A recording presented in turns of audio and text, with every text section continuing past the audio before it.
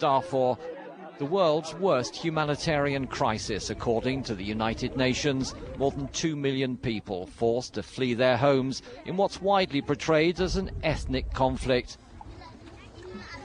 Government-backed Arab Janjaweed militias forcing Sudan's black Africans off their land.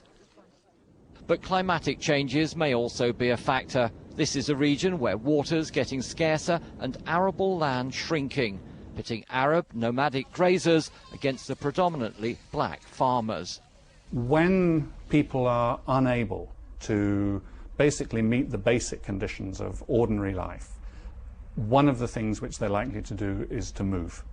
When they move to areas, in a lot of the cases that we're talking about, they'll be moving to areas which are themselves already pretty resource poor.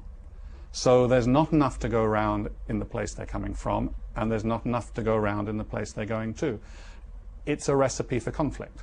The effects of climate change can take many forms. For some, rising sea levels, others more extreme weather and severe hurricanes, elsewhere droughts and water shortages, all of which mean greater competition for land and resources.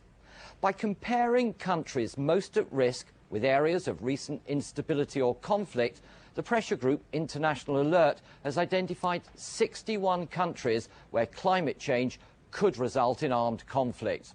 Half are in sub-Saharan Africa, but the list also includes Israel and its neighbours over water shortages, and Bangladesh and India due to land loss from rising sea levels.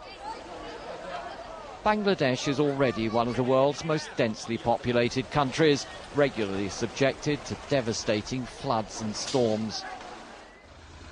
The report recommends that the international community urgently identifies the most likely areas of mass migration in the event of climate change and start working with the governments involved to reduce the risks of confrontation.